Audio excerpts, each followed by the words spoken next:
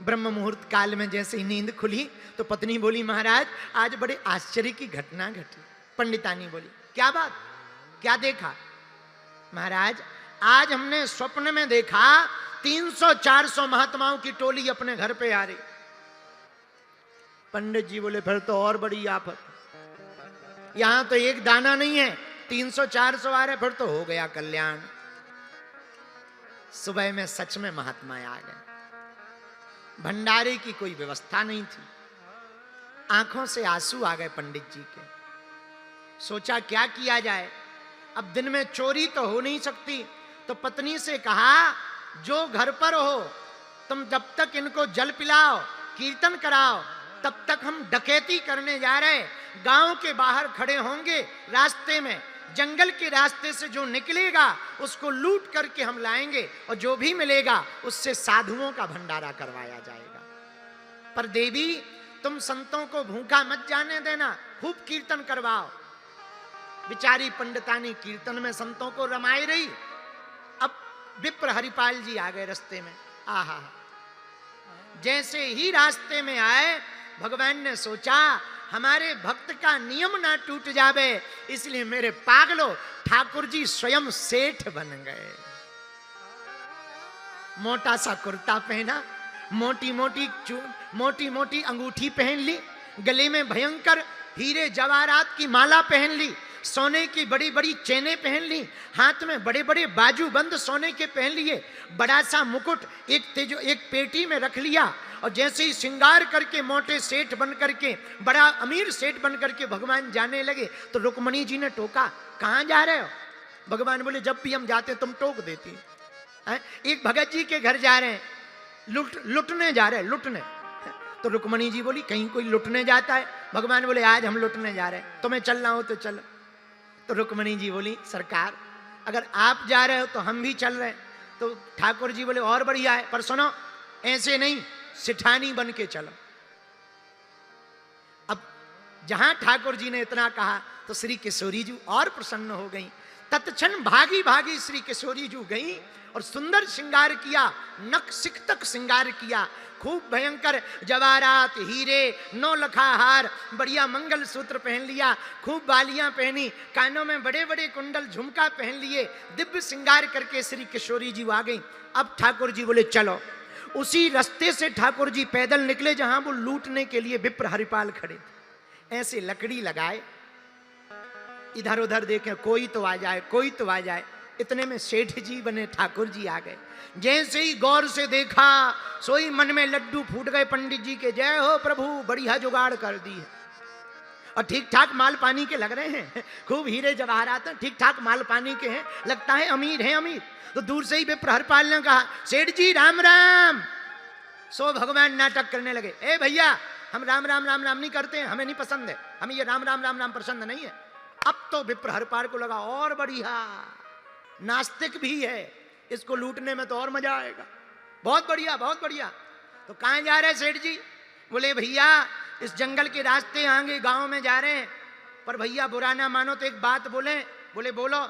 आप दिखने में बड़े हट्टे कट्टे हो, हाथ में भयंकर लाठी है, हमने सुना इस जंगल के रास्ते में एक डकैत रहता, डकैत, उसका नाम विप्र हरिपाल है, और वो लोगों को लूटता है। अगर तुम बुरा ना मानो तो हमसे कुछ रुपया ले लो, हमें गांव तक छोड़ दो, उस डकैत से बचा लो। विप्र हरिपाल जी मनी मन बोले, वाह डकैती पे आज ही निकले हो, आज ही फेमस हो गए, बहुत बढ़िया बहुत बढ़िया। मनी मन बोले बहुत अच्छा है। सोई तुरंत विप्र हरिपाल जी बातें बना के बोले, भैया तुमने सही सुना, खतरनाक डकैत है, अगर कोई संपत्ति ना देवे तो वो हड्डी तोड़ देता है। भैया डरवाओ मत, डरवाओ मत, हमें बचा लो। हाँ हम बचा लेंगे, कुछ पहले माल पानी दो गांव से बाहर निकालने का। तो सेठ जी बने ठाकुर जी ने 2 मोहरें दे दी। 2 मोहरों को लेकर के भागा भागा आया, उसने पत्नी को देकर के कहा, सुनो तुम तब तक संतों को बाल भोग कराओ, हम भंडारे की व्यवस्था करके आ रहे। माल पानी की व्यवस्था हो गई, भागे भागे आए। तो जैसे ही चलने लगे तो ठाकुर जी बोले, भैया तुम आगे चलो हम पीछे चलेंगे। कहीं हम आगे चलें तुम पीछे हो, पीछे से हमला कर दो। अच्छा ठीक है। अब विप्र हरिपाल जी ने लाठी यहां रखी, आगे गए। जैसे ही घने जंगल में पहुंचे, अब विचार किया ज्यादा दूर जाना उचित नहीं है, इतई पे हमला बोल दो। सोई मुड़ करके लाठी उठाई और जोर से जमीन में पटक करके बोले, खबरदार, जिस डकैत के बारे में आप दोनों चर्चा कर रहे थे वो हम ही है, और ये लो पटका, पूरा माल पानी इसमें डाल दो, वरना इतनी लाठी मारेंगे कि हड्डी पसली टूट जाएगी। आहा भैया, जो ठाकुर जी सेठ जी बने थे कोने में खड़े हो गए, कपने लगे, और कपता हुआ देखकर श्री किशोरी जी सोचने लगी, बताओ तो, जिनकी एक हुंकार से पूरा विश्व कंपायमान हो जाता है, बड़े बड़े रावण जिनका सामना, कंस जैसे दुराचारी बड़े बलवान सामना नहीं कर पाते, धन्य है ठाकुर जी की लीला। साधारण से भगत की वाणी पर भगवान जी कपते हुए खड़े हैं, और सेठ बने ठाकुर जी बोले, भैया हमें सामान चाहे जो ले लो, पर मारपीट मत करना, मारपीट मत करना। तो विप्र हरिपाल बोले, बिल्कुल नहीं मारपीट करेंगे, सामान धरो। भगवान ने सब सामान उतार दिया। अब सिठानी जी की तरफ कहा, इनसे कहो कि धरे। सिठानी बोली, हम नहीं धरेंगे। तो फिर डंडा पटका, कैसे नहीं? तो ठाकुर जी ने इशारा किया, धर दो, इन्हीं के लिए तो पहन के आए। तो श्री किशोरी जी ने पूरा सामान रख दिया। जैसे ही रखा, उंगली में एक अंगूठी फंसी हुई थी, वो उतर नहीं रही थी। तो किशोरी जी ने कहा, हमने सब तो रख दिया, अब अंगूठी रहने दो। तो विप्र हरिपाल तनक करके बोले, नहीं, ये तो और चाहिए, ये तो बड़ी कीमती है, 4-5 दिन का भंडारा तो इसी से चलेगा। लाठी लेकर के भय दिखाते हुए जहां कहा, तो श्री किशोरी जी को गुस्सा आने लगा। विप्र हरिपाल की बातों को सुनकर ठाकुर जी ने सोचा, कहीं किशोरी जी नाराज ना हो जाएं, बना बनाया सब काम ना बिगड़ जाए। सोई विप्र हरिपाल के सामने श्री ठाकुर जी किशोरी जी के सहित प्रकट हो गए, दर्शन देते हुए प्रकट हो गए। जहां प्रकट भय, आंखों में आंसू आ गए विप्र हरिपाल के। प्रभु, आप सेठ बनकर के आज लुटने आए, जो पूरी दुनिया को लूटते हैं, जो पूरी दुनिया को लूट रहे हैं, आप हमारे पास लुटने चले आए, हमारे पास सेठ बनकर के आ गए। पता है भगवान ने क्या कहा? मेरे प्रिय श्रद्धालुओं, भगवान ने कहा, विप्र हरिपाल, तुमने प्रण लिया था कि संतों के भंडारे का नियम नहीं टूट जावे, तो हमारा धर्म है तुम्हारा नियम ना टूट जाए, क्योंकि संतों की सेवा से हम बड़े प्रसन्न होते हैं। संत हमारे परमात्मा हैं, हमको बड़ी प्रसन्नता मिलती है, और हम खूब प्रसन्न हैं। आपकी साधु सेवा देख करके हम खूब प्रसन्न हैं। विप्र हरिपाल जी बोले, महाराज, अब आप आ गई हो तो हमारे साथ चलो, हमारी घरवाली को और दर्शन दे दो। क्यों?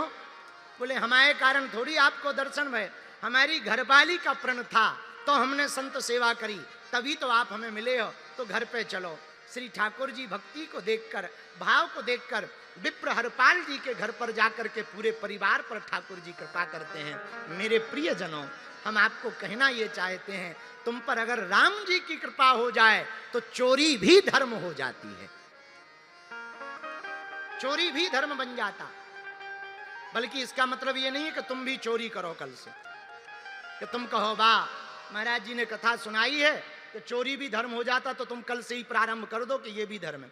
ना ना, इतनी समर्पण, इतनी श्रद्धा पहले विप्र हरिपाल जैसी प्रकट हो जाए कि अपना सब कुछ जब संतों को लुटाने का भाव प्रकट हो जाए, तो देखना, जब तुम सब कुछ भगवान को लुटाने लगोगे तो एक दिन भगवान तुम्हें तुम्हारे सामने लुटने को तैयार हो जाएंगे।